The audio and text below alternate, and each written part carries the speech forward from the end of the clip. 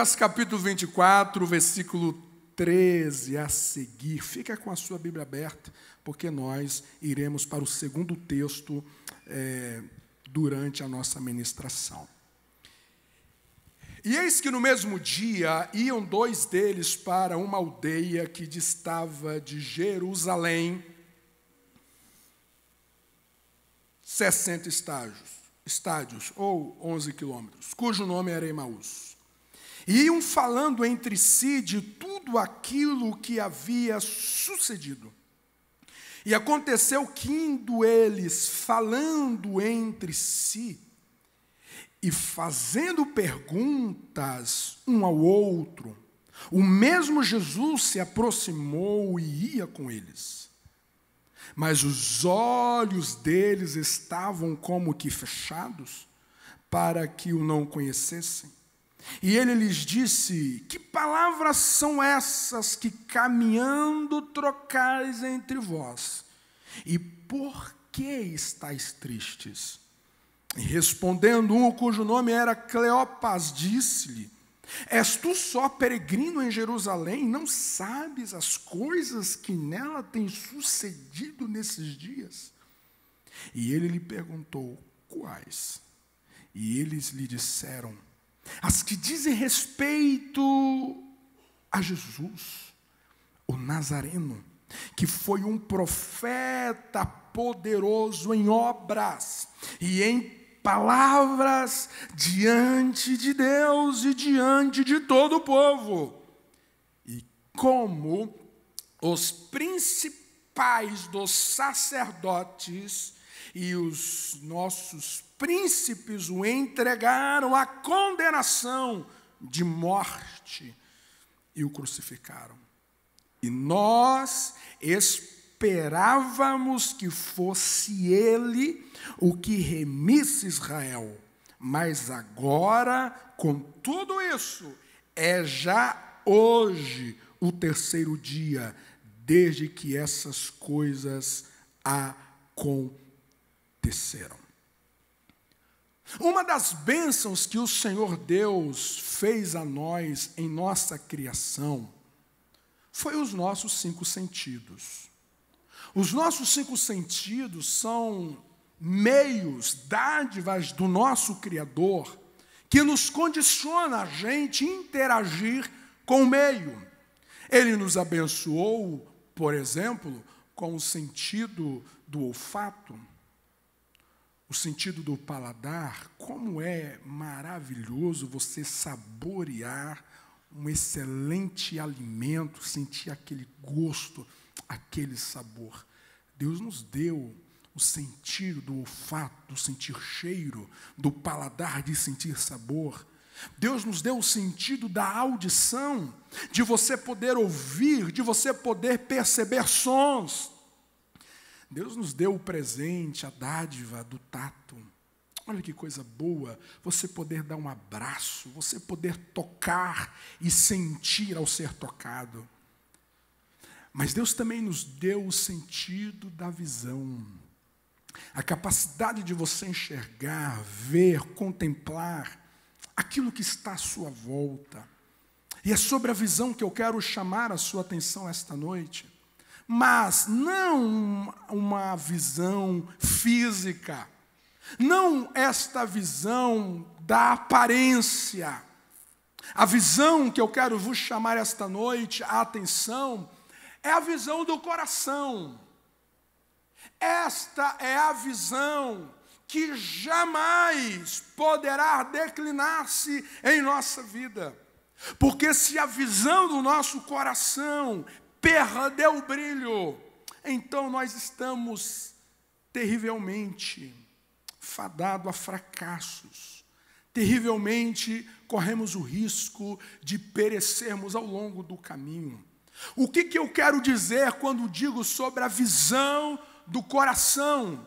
A visão do coração é a capacidade de você enxergar além dos olhos que são capazes de ver. A visão do coração é aquela visão que é capaz de enxergar além do que os olhos são capazes de ver. um senhor de mais de 90 anos decidiu fazer grego.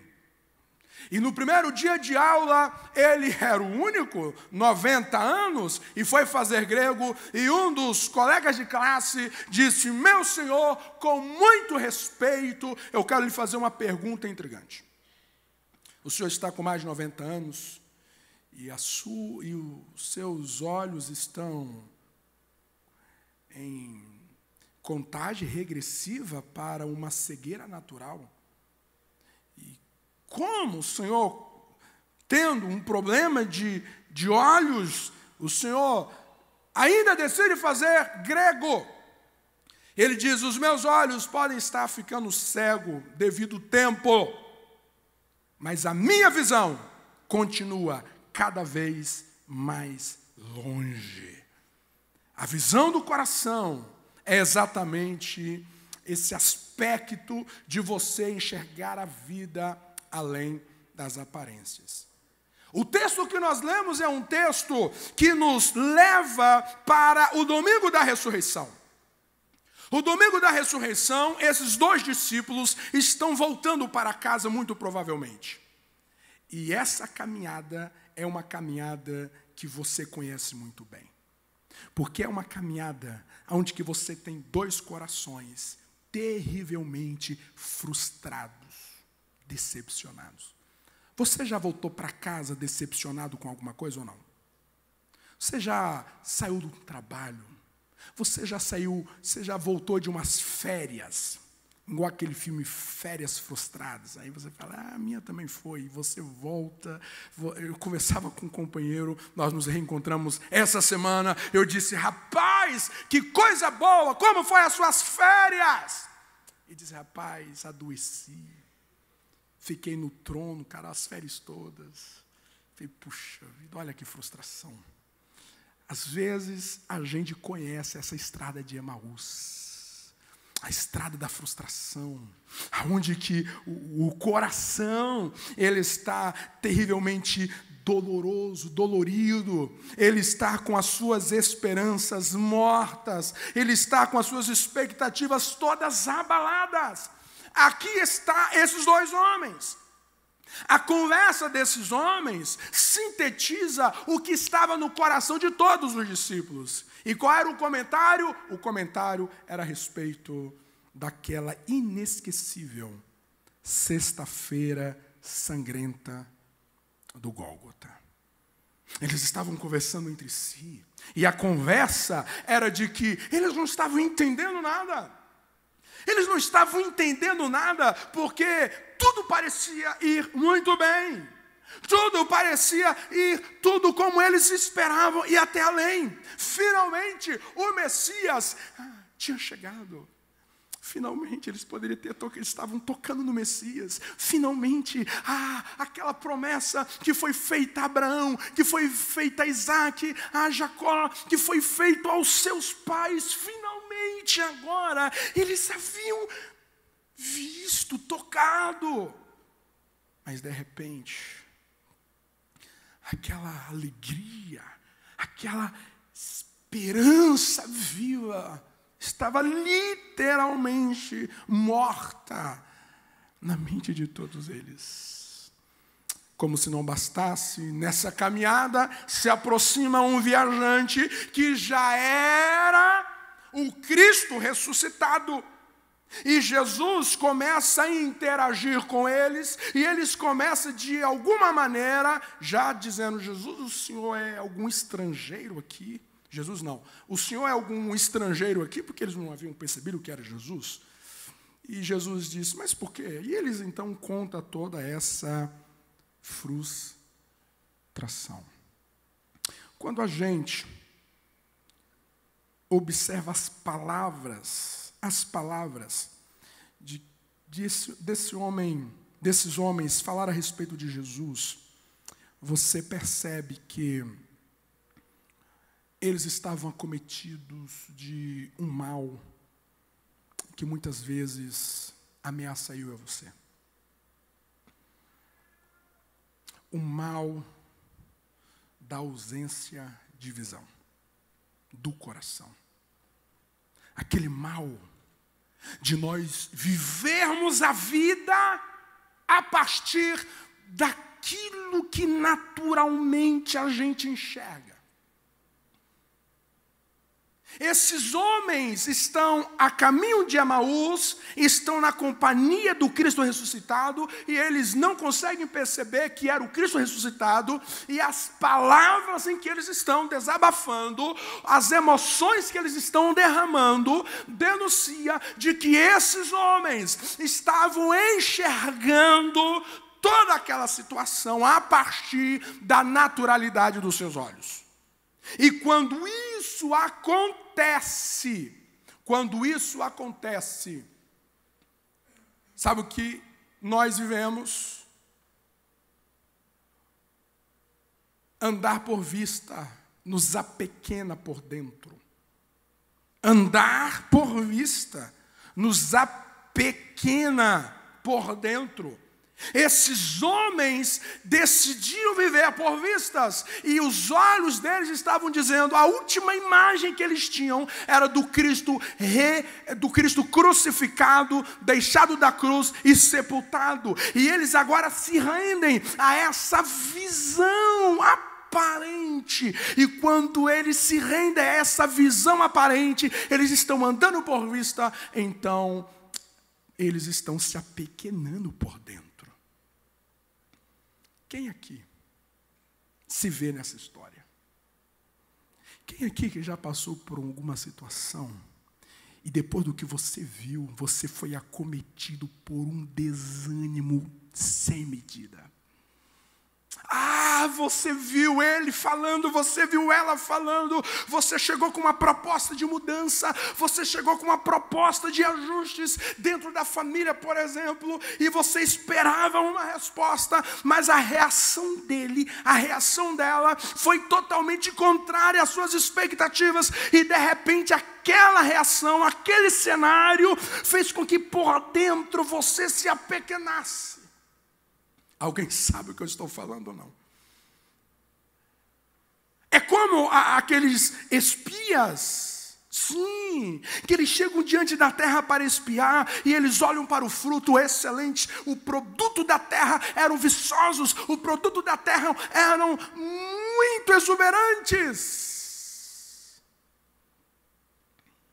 Mas os olhares daqueles 10 espias naturais se renderam, foram escravos quando eles olharam os gigantes. E a linguagem com que eles falaram com Moisés foi: nós éramos como gafanhotos aos seus olhos. Se render à naturalidade do ambiente, do cenário, pelos nossos olhos físicos e naturais, nos apequena por dentro. Se você, marido, olhar para a sua esposa, se você, esposa, olhar para o seu marido, nas crises do relacionamento, se você olhar para os seus filhos, para os desafios que eles estão apresentando a você, apenas com os olhos naturais, você, nós, nos tornaremos pequenos, medíocres, extremamente limitados, medrosos, frustrados, decepcionados, pessimistas, negativos. Agora, eu quero que você venha comigo para o segundo texto, que é em Atos capítulo 2. Atos capítulo 2 é a síntese de tudo aquilo que todos os discípulos estavam pensando. Esses dois no caminho de Emaús eram uma síntese do que os demais estavam esperando. E agora o que esses discípulos estão falando aqui no capítulo 2 também é uma síntese do que os demais estão pensando. Versículo 22 do capítulo 2. Varões israelitas, escutai essas palavras. A Jesus Nazareno, varão aprovado por Deus, entre vós com maravilhas, prodígios e sinais. Observem de que é o mesmo vocabulário do caminho de Emaús, que Deus por ele fez no meio de vós, como vós mesmos bem sabeis. A este que vos foi entregue pelo determinado conselho e presciência de Deus, tomando vós, o crucificastes e matastes pelas mãos de injustos. Versículo 23 novamente.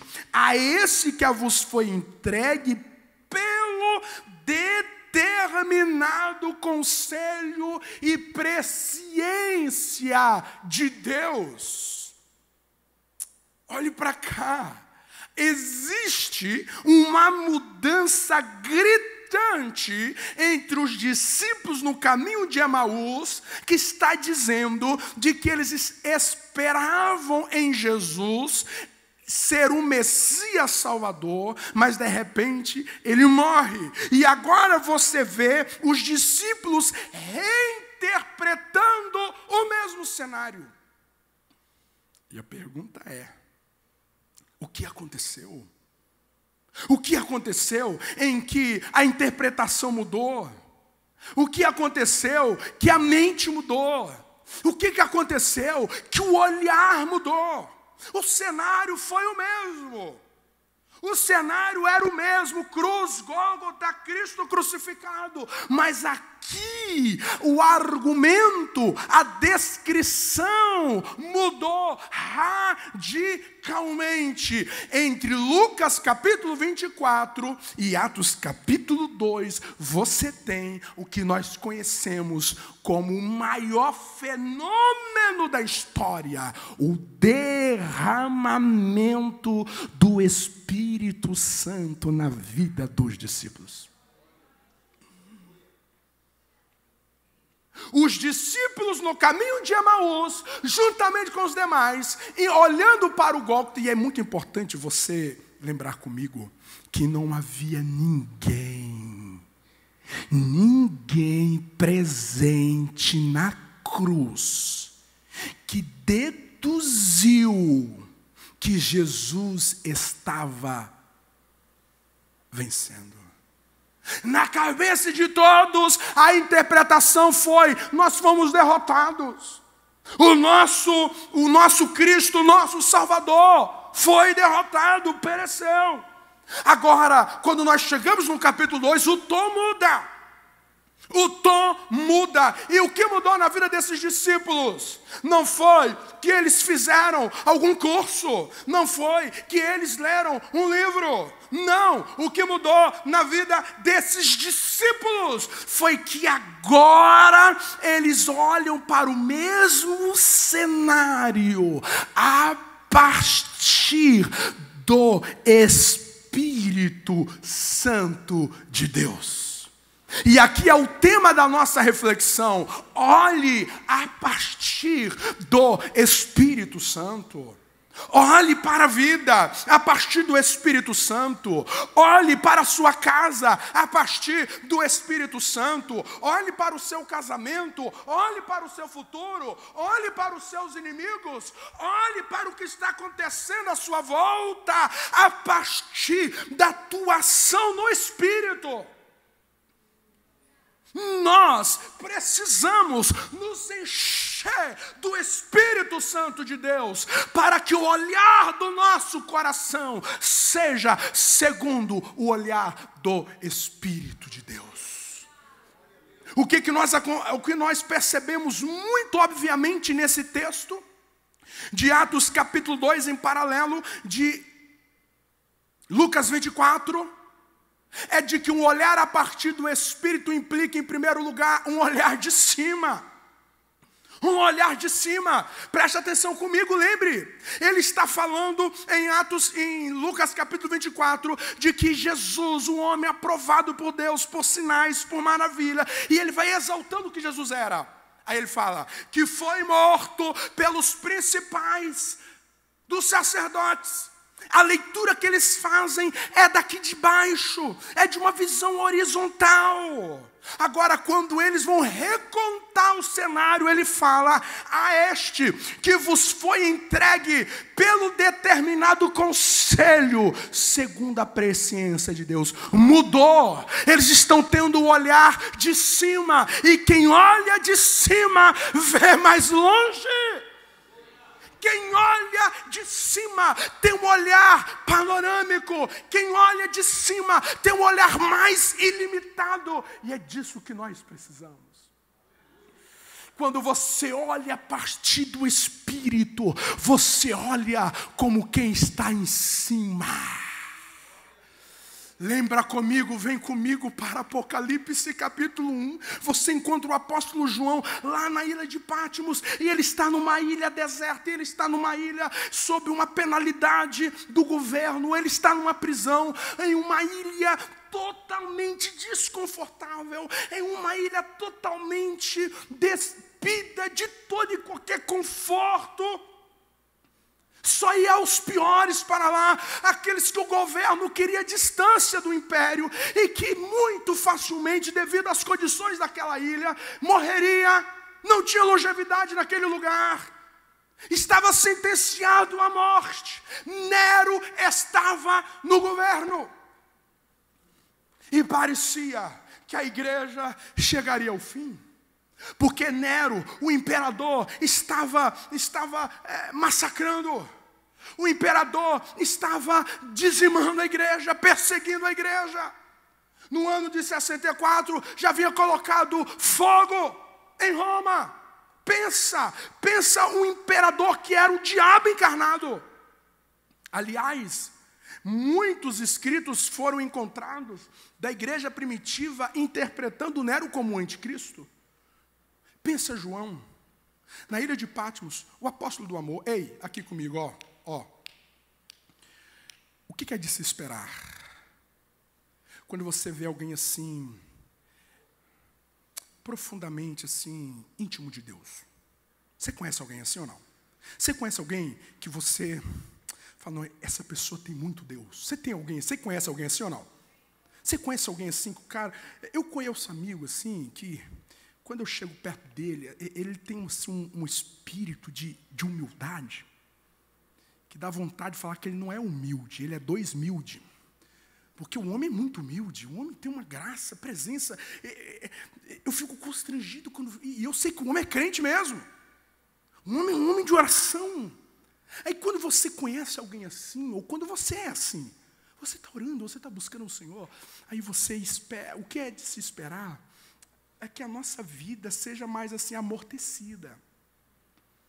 A gente se espera que, já que eu estou íntimo de Deus, já que Deus está íntimo comigo, eu e Jesus está assim, então os amortecedores da minha vida serão mais resistentes, para eu não sentir tanto baque. A gente pensa assim ou não? Quando você vê alguém assim muito piedoso, sofrendo, lá dentro, meu Deus, é tão crente, por que Deus permite sofrer tanto assim? João era o discípulo amado. João era aquele que reclinava a cabeça no peito de Jesus. Era de se esperar que a vida desse homem seria uma vida assim, mais confortável possível. Mas ele está numa ilha, e o que os seus olhos estão vendo é totalmente desconfortante, desanimador e desesperador. Mas no capítulo 4 do Apocalipse, a Bíblia diz que João ouviu uma voz. E a voz de que João ouve diz assim: João, sobe aqui em cima.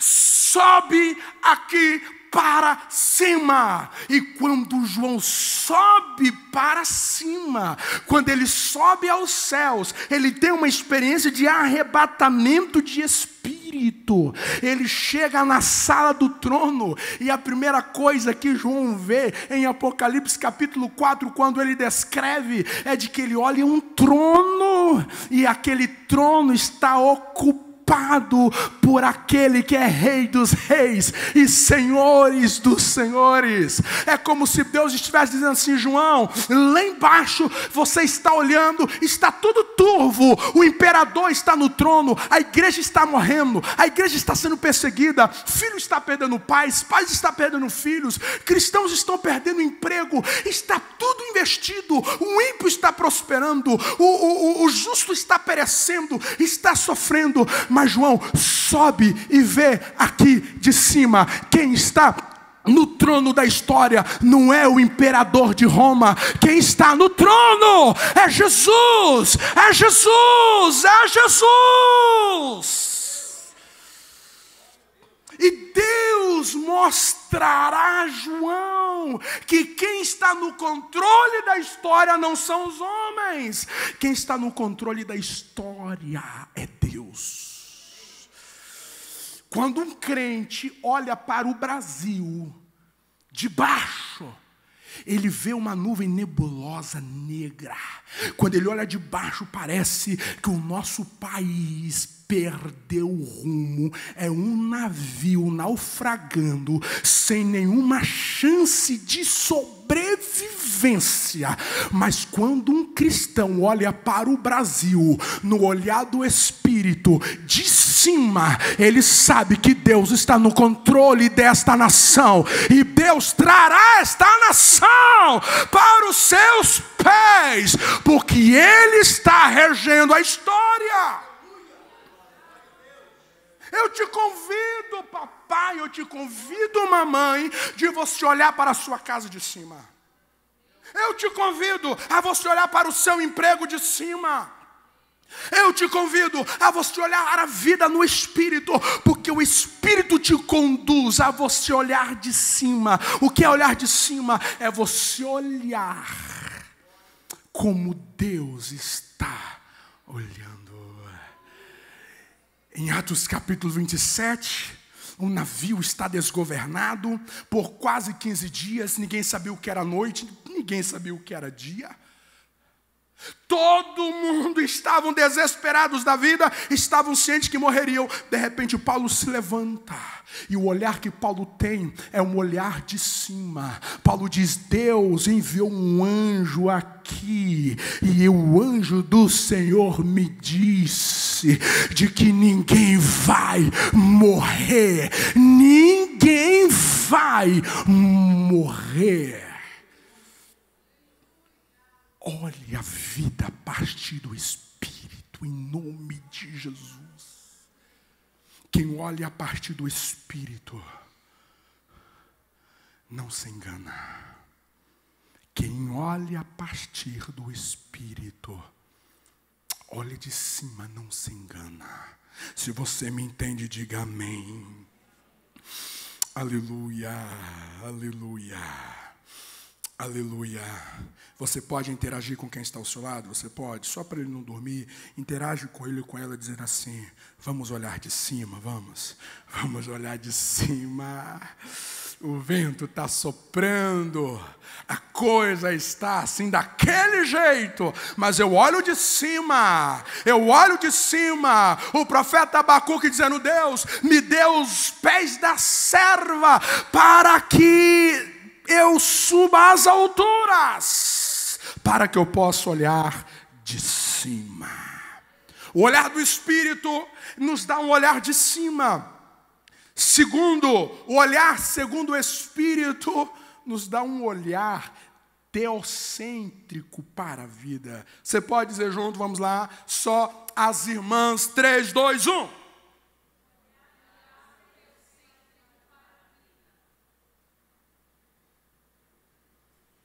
Homens, vamos assim, ensinar educadamente as nossas irmãs, vamos lá? Vamos lá? Vamos lá. Eu conto até 3, vamos lá? 1, 2, não me envergonhe em nome de Jesus. Tá, vamos lá. 3.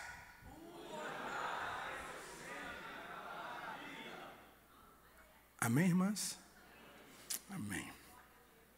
Olha o que a palavra do Senhor diz. A este que vos foi entregue pelo determinado conselho e presciência divina. Ei, em Lucas capítulo 24, eles estão dizendo assim: o Jesus poderoso em obras, diante de Deus e dos homens, mas que foi morto pelos principais dos sacerdotes.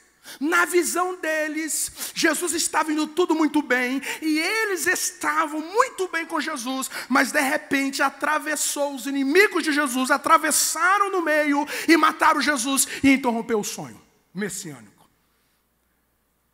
Mas aqui, não. Aqui eles estão dizendo assim: sabe de uma coisa? O Jesus Nazareno, o varão aprovado por Deus entre vós com maravilhas, prodígios e sinais de Deus, que por ele fez no meio de vós, como vós mesmos bem sabeis, a este que vos foi entregue pelo determinado conselho e presciência de Deus. Sabe o que eles estão dizendo aqui? Não foi vocês que decidiram a morte de Jesus. Não foi vocês. Não foi vocês que interromperam o nosso sonho messiânico. Não foi vocês. Tudo aquilo que aconteceu na cruz, porque lá na eternidade, Deus já havia soberanamente elaborado esse perfeito plano. Ei, quando nós estamos olhando a partir do Espírito Santo, mulher, você olha para a vida a partir de um olhar que é Deus que está no centro. E quando eu falo de um olhar teocêntrico, eu estou dizendo que o inimigo ficará no seu devido lugar. Quando você tem um olhar teocêntrico, você conhece alguém que tudo que ele faz é o diabo que está mexendo na vida dele? Você conhece alguém assim ou não? Tudo é o diabo. O pneu furou, o diabo está furioso comigo. Ele comeu e passou mal, o diabo está furioso comigo. Não, é gula mesmo. As pessoas vão culpando o diabo, não.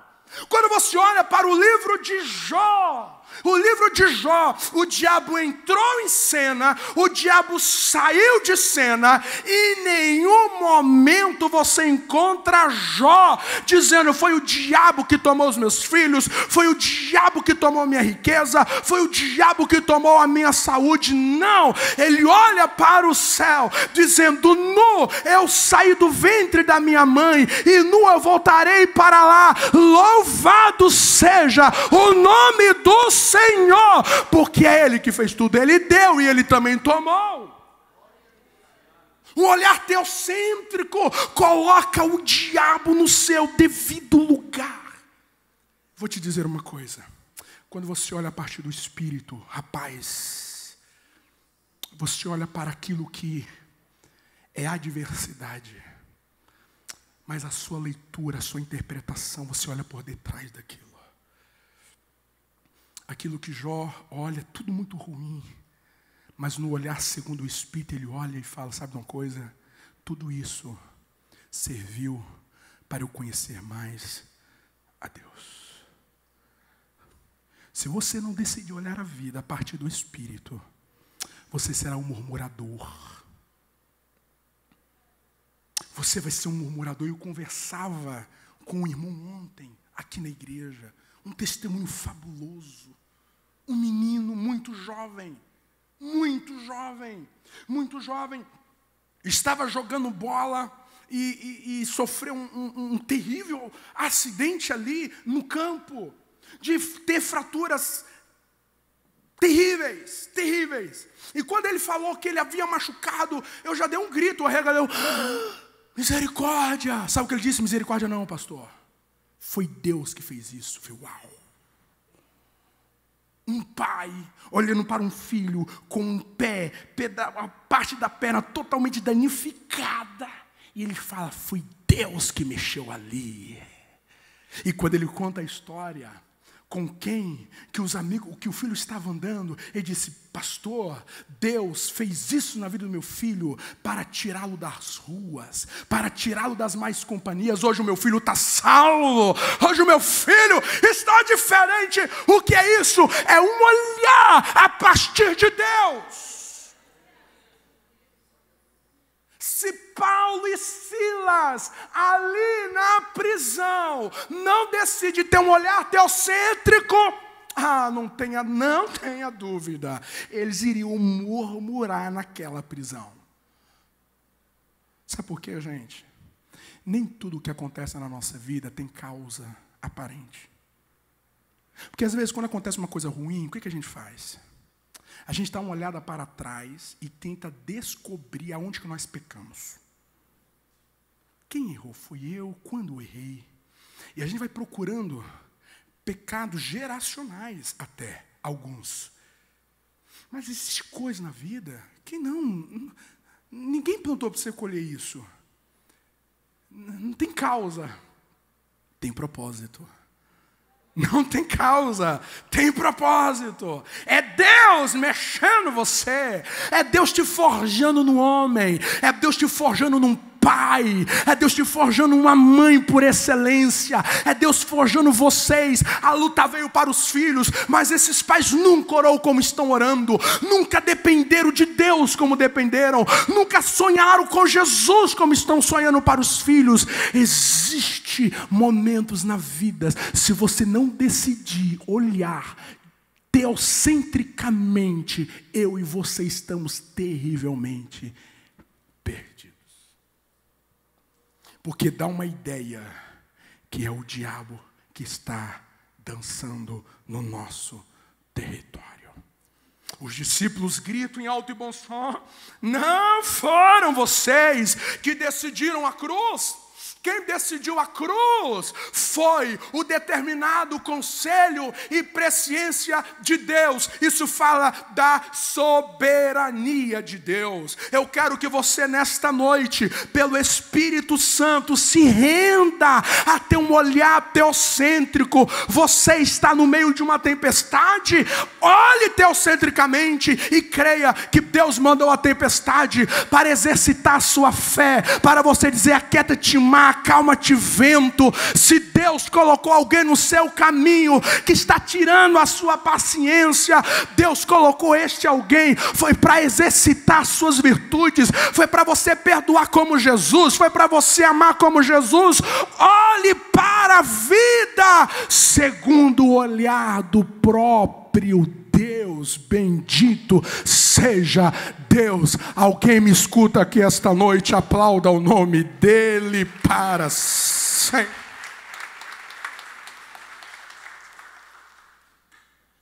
Em último lugar, para nós terminarmos,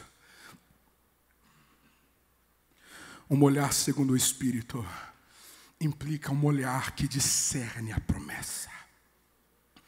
Esses discípulos,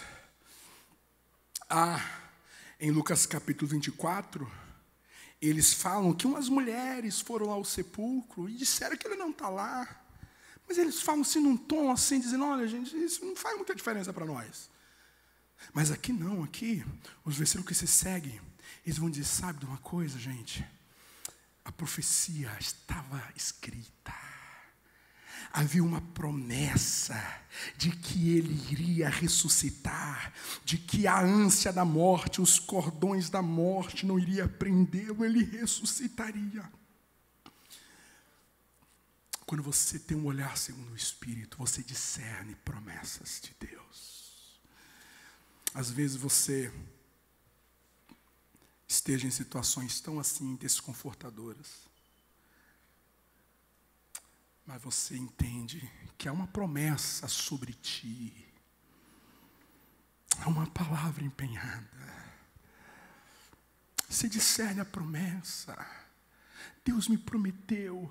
Eu lembro do livro do Vaine Cordeiro, quando ele escreve sobre a igreja Jesus Puro e Simples. Um livro fantástico, fabuloso livro. E ele conta assim, que às vezes, nos nossos questionamentos da vida, a gente faz muitas perguntas para Deus. A gente faz muitos porquês. E às vezes Deus não nos dá as respostas dos nossos porquês. Em vez de Deus nos dar alguma resposta dos nossos porquês, Ele nos dá uma promessa. Isso é verdade. Porque às vezes você está em meio de uma situação tão desafiadora e você quer encontrar um sentido a mais, você quer encontrar um porquê daquilo, mas Deus não te dá. Mas de repente você amanhece com um hino na cabeça. Isso já aconteceu com alguém aqui ou não? Do nada você amanhece e tem um louvor. E quando você para perceber que aquele louvor é Deus falando com você, de que Ele está no domínio daquela situação, Ele é o alento da sua alma, Ele é o refrigério do seu coração. Discirna a promessa, discirna o que está pairado sobre você. Discirna, mulher, discirna, homem, o que está pairado sobre ti. Há uma promessa de Deus sobre nós. E quando nós estamos no olhar do Espírito, quantas vezes eu estive em situações tão difíceis, mas tão difíceis, que a única coisa que me salvou foi eu ter discernido a promessa. Disse: Deus, o Senhor me prometeu que quando eu estivesse assim, o Senhor faria assim. E assim eu creio. Nós estávamos semana passada, eu estava orando com o pastor Marcos Romão, que esteve aqui na igreja quinta e domingo. Nós estávamos lá no CTM orando. E fomos orando, entramos a madrugada orando, e no meio da oração, Deus toma ele na minha direção e disse assim: enquanto eu olhava para a sua esposa, Deus me mostrava um livramento de AVC. Recebi aquela oração, isso foi à noite, uns 2 dias depois, meu bem, a minha esposa amanhece com todos os sintomas de um AVC. E quando ela me chamou, foi a conta de eu chegar, conduzi ela ao sofá, e quando eu percebi que estava terrivelmente sério, era um AVC que estava, eu lembrei da palavra e disse: Jesus, o Senhor me deu uma promessa, que haveria livramento de AVC nessa casa, e eu me aproprio desta promessa, e repreendo este laço de AVC em nome de Jesus. Queridos, não levou 5 minutos para minha esposa ser recobrada em uma saúde total. Você precisa discernir a promessa que paira sobre você. Mas isso só é possível a partir de um olhar do Espírito Santo. Se você olhar para o seu filho com seus olhos naturais, talvez o que eles estão fazendo contrariará o seu coração, desanimará o seu coração.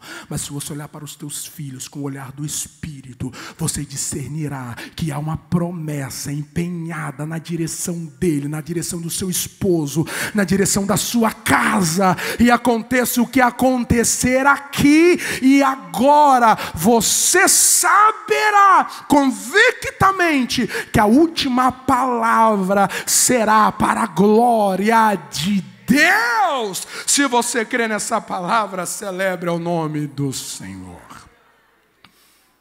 Diga comigo esta frase, vamos lá, 3, 2, 1. Precisamos ver através dos olhos do Espírito Santo. Queridos, em nome de Jesus, quantos puderem, fiquem em pé comigo, por favor. Fiquem em pé comigo. Eu quero que a gente termine esse momento orando assim, intensamente, corajosamente, para que a gente olhe para a vida através do Espírito Santo. Às vezes, queridos, existem alguns desesperos na nossa vida, existem alguns medos que poderiam ser evitados ou superados se nós olhássemos para as mesmas direções com o olhar do Espírito. Porque este olhar nos faz olhar de cima. Alguém aqui já ouviu aquele testemunho? Aquele testemunho de um menino de 4 anos, 4 para 5 anos. A mamãe estava na cozinha e o menino diz: mamãe, a senhora sabia que eu posso ser menina? E a mãe disse: não, meu filho, não, claro que não. Deus te fez menino. Ele voltou para brincar lá na sala. Passou alguns minutos depois, ele volta e disse: não, mamãe, eu posso ser menina sim. Olha o que é um olhar no Espírito. Olha o que é um olhar no Espírito. Conheço mães que pegaria esse menino e disciplinaria ele, tentando inculcar nele pela disciplina de que ele estava errado. Mas uma mãe no Espírito diz assim: meu filho, quem te disse isso? E disse: meu amigo. E ele diz: aonde está o seu amigo? Ele diz: está aqui, mamãe, no sofá. Leva a mamãe até ele. É ali, mamãe, ele está sentado ali. Você pode descrever o seu amigo para a mamãe? Enquanto o menino descrevia o amigo, o Espírito dizia: é demônio. Demônio. E quando a mãe repreendeu, o menino dizia: o amigo saiu, mamãe.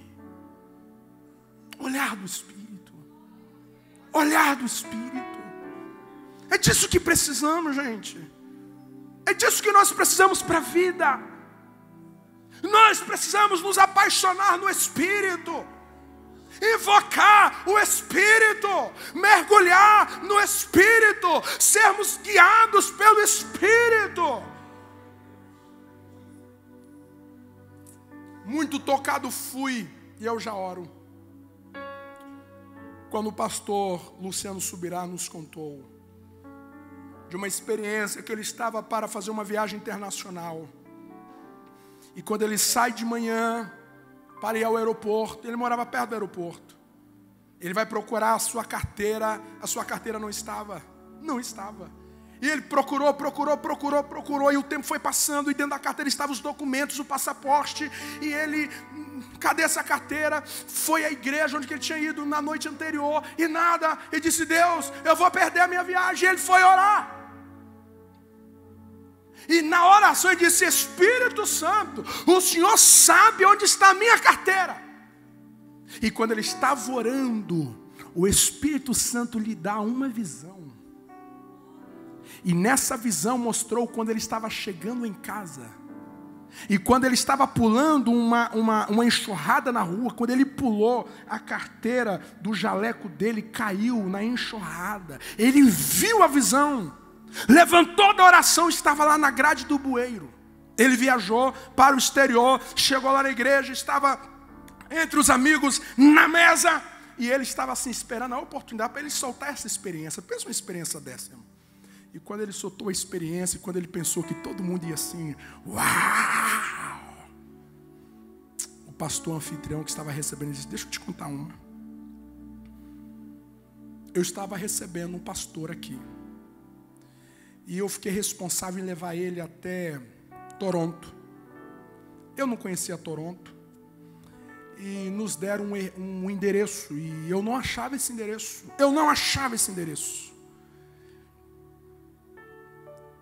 E de repente, esse pastor olhou para mim e disse assim: encosta o carro.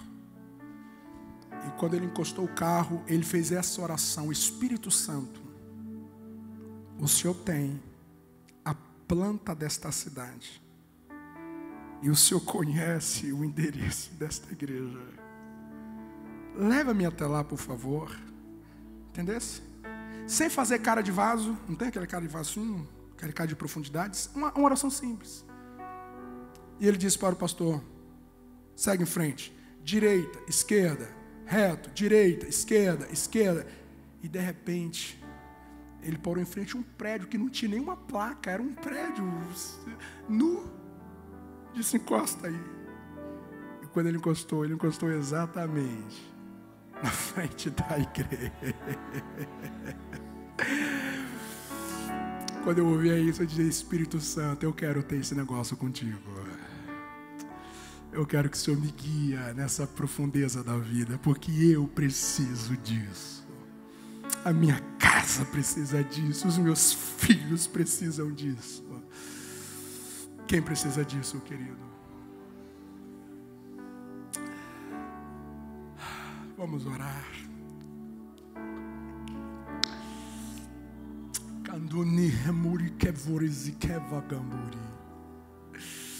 Você pode encontrar alguém para orar. Encontre alguém aí para orar com ele. Encontre com ele, encontre com ela e ore juntos. Ore para que o Espírito Santo guie os nossos olhos, para que a gente não sofra aquilo que não foi programado para nós. Ore para que ele olhe para a vida a partir do Espírito. E então ele verá a vitória onde que ele está vendo frustração. Então ele verá a solução onde que ele está vendo o problema. Então ele verá a esperança onde que ele está vendo o desespero. Ele verá a vida onde que ele está enxergando morte. Ministra sobre a vida dele uma ação do Espírito Santo. Ministra na vida dela agora uma ação do Espírito Santo.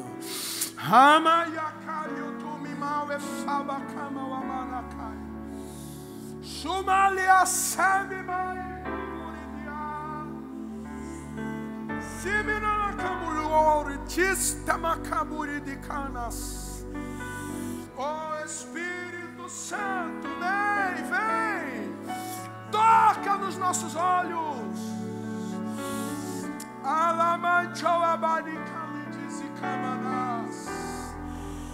Toca nos olhos deste homem, toque nos olhos desta mulher, toque nos olhos desta igreja. Ajuda-nos a olhar a partir do Espírito. Em nome de Jesus, em nome de Jesus, em nome de Jesus, em nome de Jesus, em nome de Jesus, em nome de Jesus, em nome de Jesus. Clame pelo Espírito Santo. Ele vai abrir os teus olhos, ele vai te dar a direção. Vai ser diferente, vai ser diferente.